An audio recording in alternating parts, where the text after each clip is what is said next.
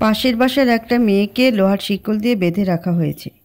আমি যখন সকালে বাসা থেকে বেরিয়ে যাই, মেয়েটি বেলকনিতে চুপচাপ দাঁড়িয়ে এক দৃষ্টিতে আমার দিকে চেয়ে থাকে। দেখে মনে হয় ছোট্ট এক শিশু মায়ের বকা খেয়ে মন খারাপ করে দাঁড়িয়ে আছে। আমি তার দিকে তাকাইতে সে মুচকি হাসে, হাত দিয়ে ইশারা করে কিছু একটা বলতে চায়। একদিন সকালে বাসা থেকে বেরিয়ে রিকশার জন্য অপেক্ষা করছিলাম। হঠাৎ খেয়াল করলাম মেয়েটি বেলকনির গ্রিল ধরে দাঁড়িয়ে আমার দিকে চেয়ে আছে। আমি তার দিকে তাকাতেই সে খিলখিল করে হেসে উঠল। তখনই সেখানে এক ভদ্র মহিলা এলেন। আমাকে দেখতেই তিনি মেয়েটিকে টেনে হিঁচড়ে ঘরে নিয়ে গেলেন। মেয়েটি চিৎকার দিচ্ছিল, চেঁচিয়ে কাঁদছিল, তবুও ভদ্র মহিলা ছাড়লেন না। মেয়েটি আমার ছুটে এসে গ্রিল ধরে দাঁড়ালো। তখন ভদ্রমহিলা যুবতী মেয়েটির গালে কয়েকটি চড় বসিয়ে দিলেন, টেনে নিয়ে ঘরে বন্দি করে রাখলেন। তারপর থেকে আর কখনো মেয়েটিকে বেলকনিতে দেখিনি। প্রতিদিন সকালে বাসা থেকে বেরিয়ে যাবার সময় পাশের বাসার বেলকনিতে তীব্র ইচ্ছে নিয়ে তাকাতাম, এক পলক মেয়েটিকে দেখবার জন্য। প্রতিবার আমাকে নিরাশ হতে হতো। একদিন রাতে বাসায় ফেরার সময় দেখলাম মেয়েটি গ্রিল ধরে এক দৃষ্টিতে বাইরে তাকিয়ে চুপচাপ দাঁড়িয়ে আছে। আমি স্বস্তির নিঃশ্বাস ফেললাম। রাস্তায় দাঁড়িয়ে মেয়েটির দিকে তাকিয়ে থাকলাম। ফর্সা মুখমণ্ডলে একজোড়া মায়াবী চোখ, স্বচ্ছ জলের মতো টলটলে চোখ দুটো আমায় মুগ্ধ করেছিল সেদিন। মেয়েটির গলায় কানের উপর চোখের সামনে ব্রাউন কালারের চুল ছড়িয়ে ছিটিয়ে বাতাসে এলোমেলো হচ্ছিল। গায়ের হলুদ রঙের ওড়নাটা গ্রিলের ফাঁক দিয়ে একসময় নিচে পড়ে গেল। মেয়েটি এতটা নির্লিপ্ত ছিল, তার গায়ের ওড়না গ্রিলের ফাঁক দিয়ে নিচে পড়ে গেছে তা বুঝতে পারল না। আমি আরও একটু এগিয়ে গেলাম। উঁচু দেয়ালের কাছ থেকে দোতলায় দাঁড়ানো মেয়েটিকে স্পষ্ট দেখা যায়। আমি আরও এগিয়ে গেলাম, তখন তার কাটা ঠোঁট চোখে পড়ল। যখন আরও একটু মনোযোগ দিয়ে চেয়ে দেখলাম, তখন আরও অনেক কিছু আমার চোখে ধরা পড়ল। মেয়েটির হাতে, কপালে, ঘাড়ে কাটা দাগ, দেখে মনে হলো মারধরের দাগ। মেয়েটি হঠাৎ আমাকে দেখে ফেলল। তার শুকনো ঠোঁটে মুচকি হাসি রেখা ফুটে উঠল। মেয়েটিকে এত কাছ থেকে দেখিনি আগে, সেদিন খুব কাছ থেকে দেখলাম। আমি গলা বাড়িয়ে বললাম, এই মেয়ে, নাম কি তোমার?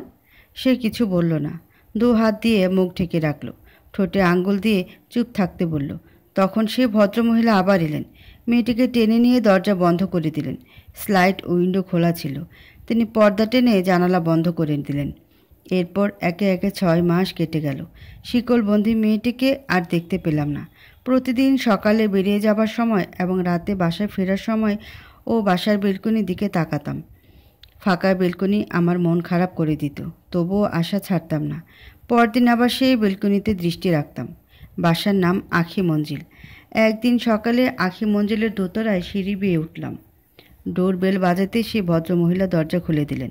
আমাকে দেখে ভড়কে গেলেন, অনেকটা বিরক্তি নিয়ে বললেন, কি চাই? ভদ্রমহিলা আমার উপর বিরক্ত হবার কোনো কারণ ছিল না। তিনি কেন বিরক্ত হলেন তা বুঝতে পারলাম না। কৌতূহল দমিয়ে রেখে বিনয়ের সাথে বললাম, আসসালামু আলাইকুম।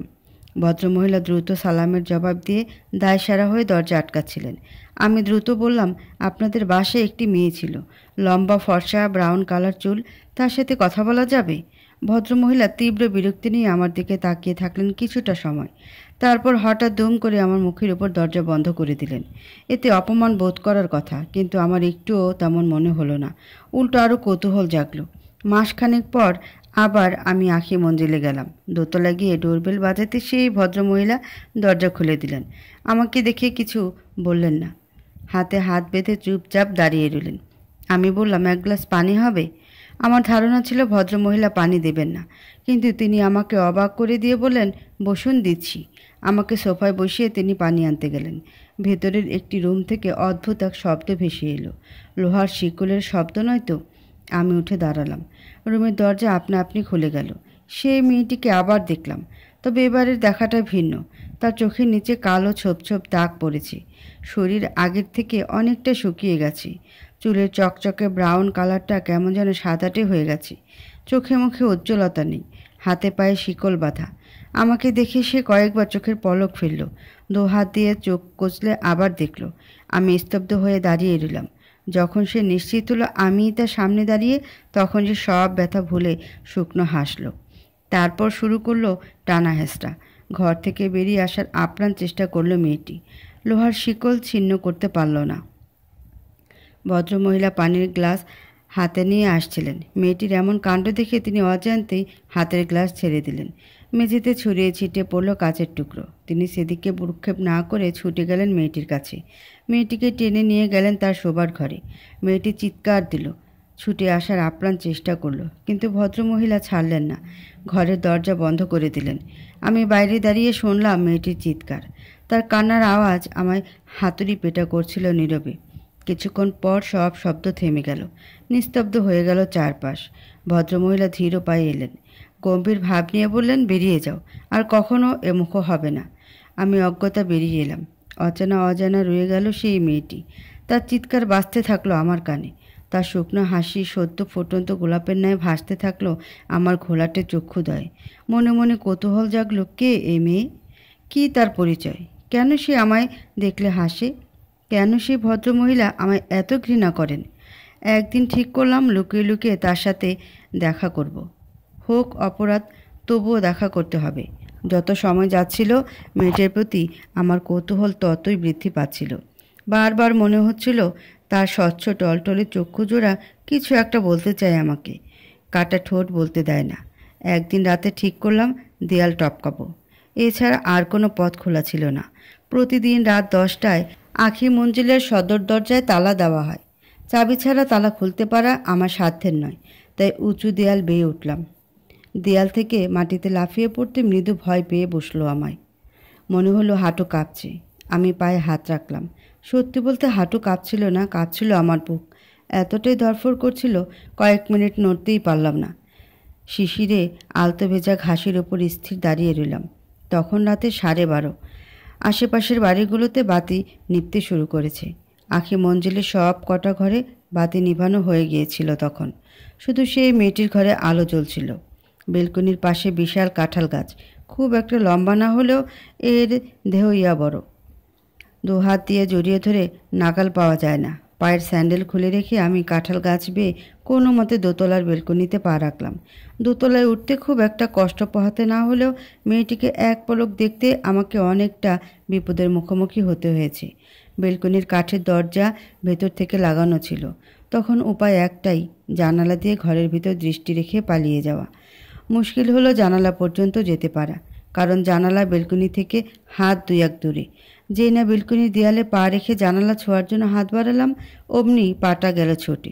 কপাল ভালো কাঁঠাল গাছের বাঁকানো ডাল পাতা ছিল, না হলে সেদিন হাত পা ভেঙে ঘরে ফিরতাম। তারপর দ্বিতীয়বার চেষ্টা করে জানালা ছুঁতে সক্ষম হলাম। কাঁচের জানালা দিয়ে ভেতরের ঘরটা পুরোপুরি দেখা যায়। ঘরে আলো জ্বলছিল, তাই আবছা আবছা দেখতে পাচ্ছিলাম। ঘরের এক কোণে বিছানায় কাচুমাচু হয়ে শুয়ে আছে মেয়েটি। এতদিন মনে হয়েছে মেয়েটির বয়স 22-23 বছর হবে, কিন্তু ঘুমন্ত মেয়েটিকে দেখে মনে হলো তার বয়স 18-19 হবে। বড় জোর 20, এর বেশি হবে না। সেদিন বুঝতে পারলাম মেয়েরা ঘুমিয়ে পড়লে বয়স কমে যায়। শীতকালে কাজ ঘেমে যায়, ঘোলাটে হয়ে যায়।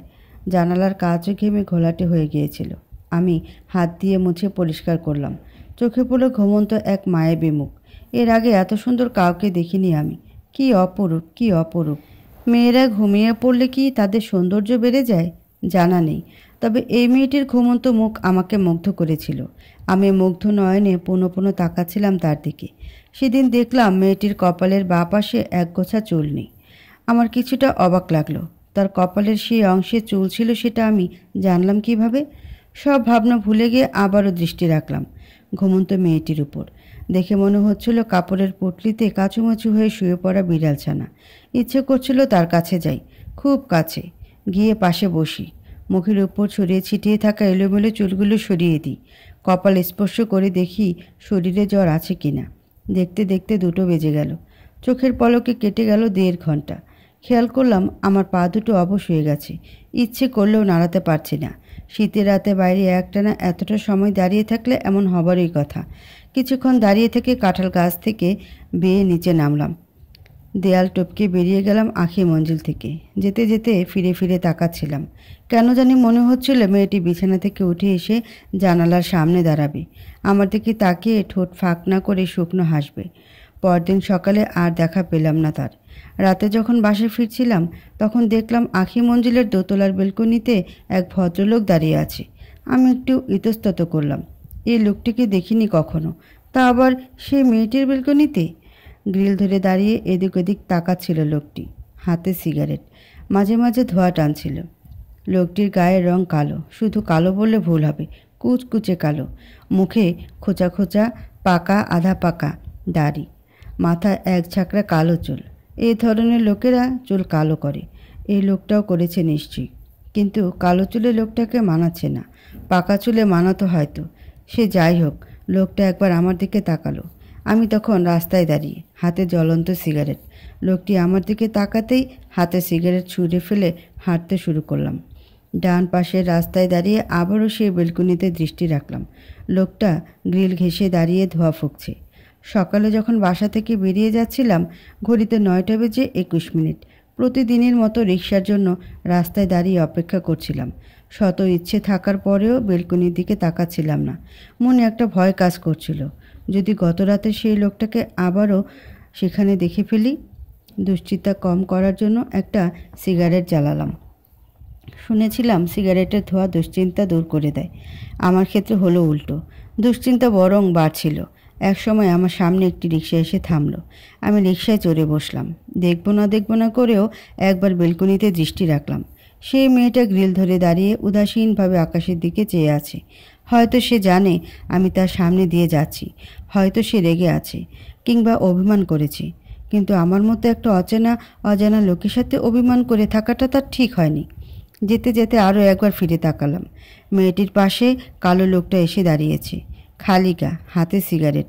লোকটাকে তার পাশে দেখে আমার গা জ্বলে উঠল, শরীর ঘামতে শুরু করলো, নিঃশ্বাস ভারী হয়ে এলো। আমি কেবল অসহায় দৃষ্টিতে চেয়ে রইলাম তার দিকে। এক সময় রিকশাওয়ালার প্যাডেলে আমার দৃষ্টির আড়াল হয়ে গেল সে। একদিন রাতে বাসায় ফিরছিলাম, আখি মঞ্জিলের সামনে এসে চমকে উঠলাম। বাসার ভেতর থেকে চিৎকার চেঁচামেচির আওয়াজ ভেসে আসছে। সেই মেয়েটির আর্তনাদ আমি স্পষ্ট শুনতে পেলাম। তার ডুকরে কান্নার আওয়াজ শুনে আমি স্তব্ধ হয়ে গেলাম। না, গেট খোলা ছিল না। আখি মঞ্জিলের সদর দরজা ভেতর থেকে তালাবদ্ধ। আমি বাধ্য হয়ে দেয়াল টপকে ভিতরে প্রবেশ করলাম। সিঁড়ি বেয়ে দোতলায় উঠলাম। কলিং বেল চেপে ধরে রাখলাম। ভদ্রমহিলা দরজা খুলে ভ্রু কুঁচকে বললেন, এই ছেলে, ভেতরে এলে কিভাবে? গেট তো তালাবদ্ধ। আমি এতটাই হাঁপিয়ে উঠেছিলাম, কথা বলতে পারছিলাম না। কিছুক্ষণ দম নিয়ে বললাম, দেয়াল টপকে এসেছি।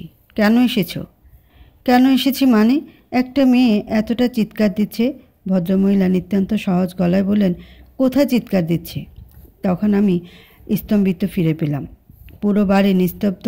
চিৎকার চেঁচামেচি তো দূর, মশা উড়ে যাওয়ার শব্দ পর্যন্ত নেই। খেয়াল করলাম সেই মেয়েটি ভেজা ভেজা চোখে ভিতরের ঘর থেকে গলা বাড়িয়ে তাকিয়ে আছে। মাঝে মাঝে চোখের পলক ফেলছে। হাতে পায়ে লোহার শিকল বাঁধা। তার সামনে ফ্লোরে পড়ে আছে ভাঙা কাচের টুকরো টুকরো অংশ। সেদিন আমি ফিরে এসেছিলাম। রাতে ঘুম হয়নি। সারা রাত এপাশ ওপাশ করতে করতে শেষ রাতে ছাদে গেলাম। হঠাৎ আমার কাঁধে হাতের স্পর্শ পেলাম। ঘাড় ঘুরিয়ে তাকিয়ে দেখলাম বাবা দাঁড়িয়ে আছেন। তিনি নিচু গলায় বললেন, কী রে, এতদিন পর দেশে ফিরলাম, এয়ারপোর্টে রিসিভ করতে গেলি না, বাসায় আসার পর কথাও বলিসনি, ব্যাপার কি? শরীর খারাপ নয় তো? আমি শুধু এটুকু বললাম, ও বাসার মেয়েটিকে দেখেছো বাবা? সারাদিন শিকল বন্দি হয়ে থাকে। বাবা আমাকে থামিয়ে দিয়ে বললেন, জানিস তো নবনীর সাথে তোর বিয়ে ঠিক হয়ে আছে। সে ছাড়া আর কোনো মেয়ে তোর জীবনে ছিল না, আসবেও না। যা শুয়ে পড়, বলে চলে গেলেন। এর আগে কখনো তাকে এতটা রেগে যেতে দেখিনি। মায়ের মৃত্যুর পর বাবা কখনো আমার সাথে এতটা কড়া গলায় কথা বলেননি। হঠাৎ তার এমন পরিবর্তন আমাকে বিস্মিত করলো। তবু আমি তাকে কিছু জিজ্ঞেস করতে পারলাম না। স্তব্ধ পাথরের মতো দাঁড়িয়ে রইলাম। পরদিন সকালে যখন ঘুম ভাঙল, দেখলাম আমার পাশে নবনী বসে আছে। গাঢ় নীল শাড়ি পরেছে মেয়েটা, হাতে কাচের চুড়ি, ঠোঁটে হালকা লিপস্টিক। খুব বেশি সাজগোজ করেনি, আবার কমও বলা যায় না। আমি যখন ঘুমু ঘুমু চোখে চেয়ে বললাম, কখন এলে? নবনী ইতস্তত করে উঠে দাঁড়ালো, মাথা নিচু করে বলল, কিছুক্ষণ আগে এসেছি। আঙ্কেল ফোন দিয়েছেন আসার জন্য। তাকে আমি ছোটবেলা থেকে চিনি। সে আমার 2 বছরের ছোট। আমাকে খুব ভয় পেত, ভাইয়া বলে ডাকতো। আমাদের বিয়ের কথা হওয়ার পর আর ভাইয়া বলে ডাকে না। সে আমাকে এখনও ভয় পায়, হয়তো আগের থেকেও বেশি। আমি উঠে বসতে বসতে বললাম, বাবা ডেকে পাঠিয়েছে? হঠাৎ জরুরি তলব?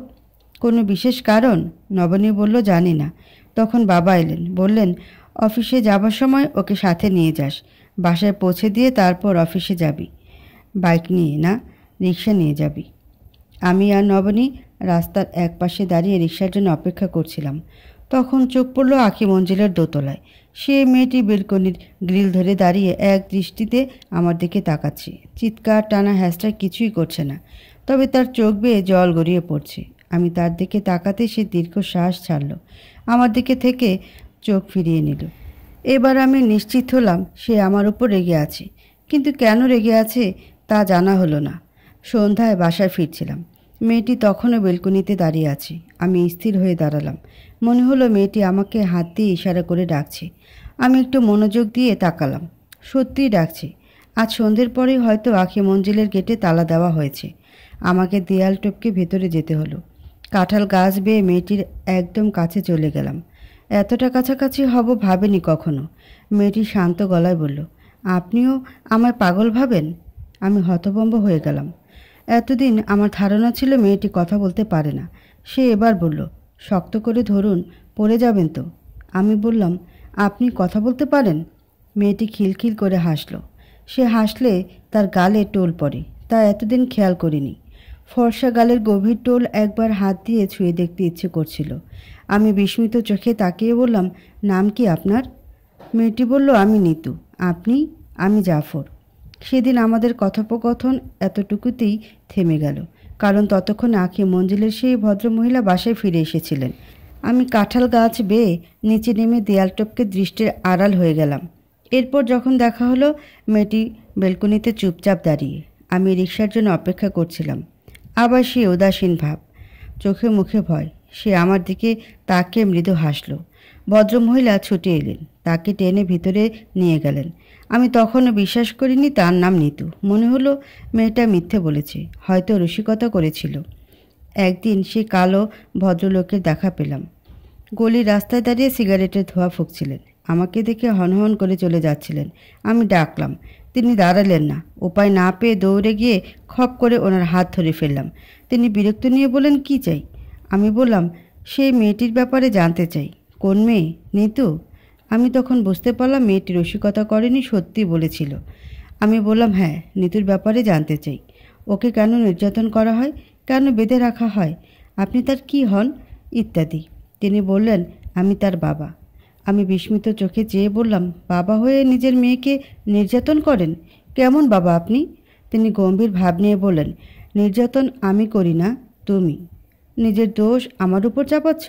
মনে রেখো, তুমি আজ অন্যের সাথে যা করবে, একদিন অন্য একজন তোমার সাথে ঠিক তেমনটা করবে। বলে হনহন করে চলে গেলেন তিনি। আমি দাঁড়িয়ে রইলাম। তখন পৃথিবীর সবচেয়ে অসহায় মানুষ মনে হচ্ছিল নিজেকে। চোখের জল টপ টপ করে গড়িয়ে পড়ছিল। আমি শুধু বিড়বিড় করে বললাম, আমি নির্যাতন করি? আমি? একদিন আঁখি মঞ্জিলে মেহমান এলো। এক গাড়ি মেহমান। সকালে এসেছে ওরা। দিনটা শুক্রবার, অফিস নেই। আমি সুযোগের অপেক্ষা করছিলাম, কখন কেউ একজন বেরোবে, কখন আমি একটু ভাব জমিয়ে কথা আদায় করব। একটু সকাল গড়িয়ে দুপুর হলো, কেউ বেরোলো না, একটা কুকুর পর্যন্ত না। শুধু রাস্তার ওপাশে নোহা গাড়িটা দাঁড় করা দেখা যাচ্ছে। ড্রাইভার গাড়িতে বসে নিশ্চিন্তে ঘুমিয়ে পড়েছে। বিকেল হয়ে এলো, কারোর দেখা পেলাম না। হঠাৎ আঁখি মঞ্জিলের দরজায় শব্দ হলো। একটা মেয়ে ওখান থেকে বেরিয়ে রাস্তায় দাঁড়ালো। আমি ছুটে গেলাম তার কাছে। কিছুটা দূরত্ব বজায় রেখে বললাম, এই মেয়ে, নাম কি তোমার? মেয়েটা আমার দিকে তাকালো। 16-17 বছর হবে বয়স, গোল গাল চেহারা, চোখে মুখে চঞ্চলতা। সে আমার দিকে এমনভাবে তাকালো, মনে হচ্ছিল সে আমাকে অনেক আগে থেকে চেনে। হাসি হাসি মুখে বলল, আমি নওরিন। তুমি? আমি জাফর। জাফর, তুমি কিসে পড়ো? পড়াশোনা তো শেষ। নওরিন চিন্তিত ভাব নিয়ে বলল, তাহলে তো তুমি অনেক বড়। আমি একটু হাসলাম, বললাম, এখানে কার বাসায় এসেছো? খালামণির বাসায়। তারপর অনেক কথা হলো। কথা বলতে বলতে আমি অনেকগুলো চকলেট দিলাম তার হাতে। যখন ভাব হয়ে গেল, তখনই জিজ্ঞেস করলাম, নিতু তোমার কি হয়? নিতু আপু আমার আপু হয়। ওর এই অবস্থা কি ছোটবেলা থেকেই, মানে শিকলবন্দি? মেয়েটার মুখ ফ্যাকাশে হয়ে গেল। সে করুণ গলায় বলল, না না, আপু খুব লক্ষ্মী একটা মেয়ে, খুব বুদ্ধিমতী, দেখতেও সুন্দর, পড়াশোনায় টপার ছিল। গত 1 বছরে আপু এমন হয়ে গেছে। আমি আর কৌতূহল দমিয়ে রাখতে পারলাম না। জিজ্ঞেস করলাম, কেন হয়েছে এমনটা? আপু একটা ছেলেকে ভালোবাসতো, ভীষণ ভালোবাসতো।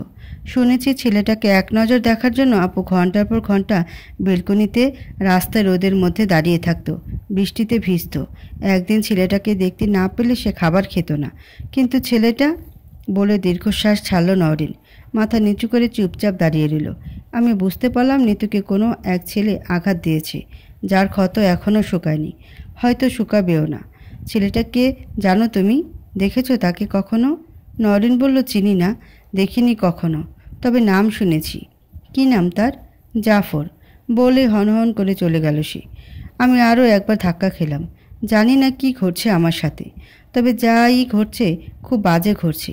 এর পরিণাম হয়তো খুব একটা ভালো হবে না। সেদিন রাতেও আমার ঘুম হয়নি। সারা রাত এপাশ ওপাশ করে কাটিয়েছি, আর ভেবেছি সবার আঙ্গুল ঘুরে ফিরে আমার দিকে আসে কেন? কেনই বা আঁখি মঞ্জলের লোকগুলো আমাকে এতটা ঘৃণা করে? কেন নিতু মেয়েটাকে আমার এত আপন মনে হয়? কেন বাবা নিতুর কথা শুনে রেগে গেলেন? কেন নওরিন নিতুকে আঘাত দেওয়া ছেলেটার নাম বলতে গিয়ে আমার নাম বলল? এরকম অসংখ্য প্রশ্ন ঘুরছিল আমার মাথায়। ঘুমে চোখ লেগে এলো ভোরবেলায়।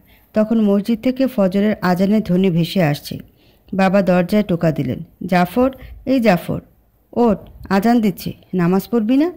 সেই দিনের পর নিতু দেখা পাইনি। দিনের পর দিন গেল, তারপর সপ্তাহ। মনে হলো এই বুঝি দম আটকে গেল। তবু বেঁচে রইলাম। তৃষ্ণা রয়ে গেল। তৃষ্ণার্ত চোখ নিয়ে ঘন্টার পর ঘন্টা অপেক্ষা করতাম আঁখি মঞ্জিলের সামনে। দেখতে দেখতে 2 সপ্তাহ, তারপর 3। এতদিনে মেয়েটাকে একটি বার দেখিনি। তার গলার আওয়াজও শুনতে পাইনি। সারা শব্দ কিছুই না। 1 মাসের মাথায় হঠাৎ একদিন দেখলাম সে বেলকনিতে দাঁড়িয়ে শূন্য দৃষ্টিতে তাকিয়ে আছে। আমি যেন প্রাণ ফিরে পেলাম। ততদিনে মেয়েটা আরও শুকিয়ে গেছে। কপালের হাড় পর্যন্ত দেখা যাচ্ছে। চোখের নিচে এতটাই কালো হয়েছে, মনে হচ্ছিল কেউ কালি লেপটে দিয়েছে তার চোখের নিচে। চোখগুলো যেন হাড়ের ভেতর চলে গেছে। তবে তার শুকনো হাসিটা আগের মতোই। আমার দিকে তাকিয়ে শুকনো হাসল সে। আমার এতদিনের অপেক্ষা, এতদিনের দুশ্চিন্তা, ভয়, ভীতি সব কিছুর অবসান হয়ে গেল এক মুহূর্তে। আমি মুগ্ধ হয়ে তাকিয়ে থাকলাম। তখন চোখে পড়ল শিকলে বাঁধা হাত। মনে মনে ভাবলাম, সব মেয়ের জীবনে কি এমন একটা অদৃশ্য শিকল থাকে? সেটা কি লোহার, তামার, না রূপার? মেয়েরা কি জন্মগতভাবে এরকম? 4 দেয়ালে বন্দি দশা, এও কি কম? সকাল, দুপুর, সন্ধ্যা, রাত, আবার ভোর, নতুন সকাল। সবটুকুই কাটে 4 দেয়ালে। দেখতে হয় সেই একই মানুষ, একই দেয়াল, একই ছাদ। পুরুষেরা বাসা, কর্মস্থল, বন্ধু বান্ধব, আড্ডা, ইত্যাদি ইত্যাদি। দিন শেষে যখন ঘরে ফিরে সাথে সাথে থাকে শুধু ক্লান্তি, গ্লানি, অবসাদ। অতিরিক্ত একটা চকলেটও না। অথচ অতিরিক্ত একটি চকলেট নিয়ে হলে হয়তো নতুন মোড়ক দেখতে পেত। তবুও তো তারা কিছু বলে না, হাসিমুখী সব বরণ করে। তবু কেন এত এত কথা শুনতে হয় তাদের? কেন সব গালি মেয়েদের জন্যই বরাদ্দ? কেন আজ মেয়েরাই আমাদের চোখে দুর্বল? সেই দুর্বল মেয়েটাই মা। আর যিনি মা হবার যোগ্যতা রাখেন তিনি কখনো দুর্বল হতে পারেন না। সে যাই হোক।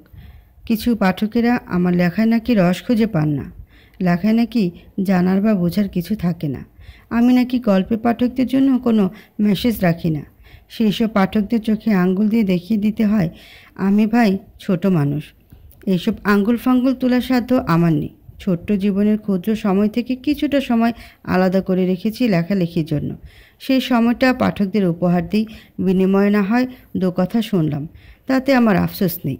তারপর আমি আর রাস্তায় দাঁড়িয়ে থাকতে পারলাম না। কোন এক অজানা ভয় কাজ করতে লাগলো। নিতু তখনও বেলকনিতে দাঁড়িয়ে। আমি চুপচাপ মাথা নিচু করে বাসায় চলে এলাম। মা আমার খুব আপন ছিলেন। যখন মন খারাপ হতো মার কাছে গিয়ে বলতাম। কিন্তু এখন তো মা নেই। মা মারা যাবার পর একটি ডায়েরি কিনেছি। এখনও একটি শব্দ লিখিনি, তবে আজ হয়তো ডায়েরিটা কাজে আসবে। অনেকক্ষণ ডায়েরি সামনে নিয়ে বসে রইলাম। শেষমেশ কিছুই লিখতে পারলাম না। তবে এতক্ষণে ফোঁটা ফোঁটা জল আমার ডায়েরির পাতা স্পর্শ করেছে। ইচ্ছে করছে চিৎকার দিয়ে মাকে ডাকি। আচ্ছা, চিৎকার দিয়ে ডাকলে মা আসবে তো? আগের মতো আমাকে সান্ত্বনা দেবে তো? একদিন রাতে আঁখি মঞ্জিল থেকে চিৎকার দেওয়ার শব্দ আসছিল। আমি দৌড়ে গেলাম। রাস্তায় দাঁড়িয়ে খেয়াল করলাম নিতু চিৎকার দিয়ে কাঁদছে। মনে হচ্ছে কেউ ওকে মারধর করছে। মাঝে মাঝে কাঁচের জিনিসপত্র ভাঙার আওয়াজ আসছিল। নিতুর ঘরে তখন অন্ধকার। আমি ভেবে পেলাম না অন্ধকার ঘরে মেয়েটা এমন করছে কেন। দেয়াল টপকে ভিতরে গেলাম। ভয়ে ভয়ে ডোরবেল বাজালাম। সেই ভদ্রমহিলা দরজা খুলে দিলেন। কিছু বললেন না, কৌতূহলী ভাব নিয়ে দাঁড়িয়ে রইলেন। খেয়াল করলাম নিতু তার শোবার ঘর থেকে উকি দিয়ে আমাকে দেখছে। তার মুখ দেখে মনে হলো সে কিছুটা লজ্জা পেয়েছে। তখন ভদ্রলোক দ্রুত পায়ে এসে আমাকে ধাক্কা দিয়ে দরজা লাগিয়ে দিলেন। আমি ছিটকে পড়লাম। দেয়ালে ধাক্কা লেগে কপালের কিছুটা অংশ কেটে গেল। কপালে হাত লাগাতেই টলটলে লাল রক্তে ভিজে গেল হাত। একদিন রাতে বিছানায় বসে ডায়েরিতে কিছু একটা লেখার চেষ্টা করছিলাম। তখন ধীর পায়ে বাবা এলেন। চেয়ার টেনে আমার সামনে বসলেন। আমার হাত ধরে বললেন, তোর সাথে বড় অন্যায় করে ফেলেছি রে বাবা, বড় অন্যায় করে ফেলেছি। আমি কৌতূহলী ভঙ্গিতে জিজ্ঞেস করলাম, কি হয়েছে বাবা? তিনি সান্ত্বনা দেওয়ার ছলে বললেন, নবনীকে তুই ভুলে যা বাবা। আমি বললাম, কেন, কি হয়েছে? বাবা আসামির মতো মাথা নিচু করে বললেন, নবনী তার প্রেমিকের হাত ধরে পালিয়েছে। খলিল ফোন দিয়েছিল, খুব কান্নাকাটি করছে, তোর কাছে ক্ষমাও চেয়েছি। আমাকে তুই মাফ করে দিস বাবা। না বুঝি মেয়েটার সঙ্গে তোর বিয়ের সিদ্ধান্ত নেওয়াটা মোটেও উচিত হয়নি। আমি মৃদু হেসে বললাম, কি বলছো বাবা? এতে তোমার কি দোষ? যা হবার তা তো হবেই, বাদ দাও। বাবা আমার হাত আরও শক্ত করে ধরে কাপা গলায় বললেন, আরও একটা পাপ করেছি বাবা। আমি বললাম, কি সেটা? বাবা তড়িঘড়ি করে চেয়ার ছেড়ে উঠলেন। বুক পকেট থেকে লাইটার বের করলেন। একটা সিগারেট জ্বালালেন। বাবা এখনও শক্ত মানুষ। এক নিঃশ্বাসে অনেকটা পথ দৌড়ে পাড়ি দিতে পারেন, যতটা আমিও পারি না। তবে আজ তাকে দুর্বল দেখাচ্ছে, একটু বেশিই দুর্বল। হাত কাঁপছে। তিনি বাঁ হাতে স্ট্রে নিয়ে চেয়ারে বসলেন। কিছুক্ষণ একটানা সিগারেটের ধোঁয়া ফুঁকলেন। উচ্ছিষ্ট অংশ স্ট্রেতে রেখে আরও একটি সিগারেট জ্বালালেন। একের পর এক কয়েকটা টান দিয়ে বললেন, একটা মেয়ে তোকে ভীষণ ভালোবাসত। তুই যখন বাসা থেকে বেরিয়ে যেতিস, মেয়েটি তোর দিকে এক দৃষ্টিতে তাকিয়ে থাকতো। আবার রাতে তোর ফিরে আসার অপেক্ষায় রাস্তার দিকে চেয়ে থাকতো অপলক নয়নে। সে ছিল আমার দু চোখের বিষ। আমি কখনোই তাকে তোর পাশে চাইতাম না, কারণ আমি আগে থেকেই তোর সাথে আমার বন্ধু খলিলের মেয়ে নবনীর বিয়ে ঠিক করে রেখেছিলাম। আমি কৌতূহল চেপে রাখতে না পেরে প্রশ্ন করে বসলাম, আমি কি মেয়েটাকে চিনতাম বাবা? বাবা আরও একটি সিগারেট জ্বালালেন।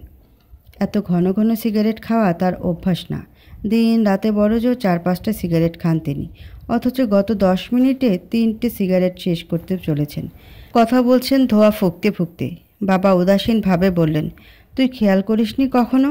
মেয়েটা প্রতিদিন তোকে দেখতো, প্রতিদিন তোর জন্য দাঁড়িয়ে দাঁড়িয়ে অপেক্ষা করতো।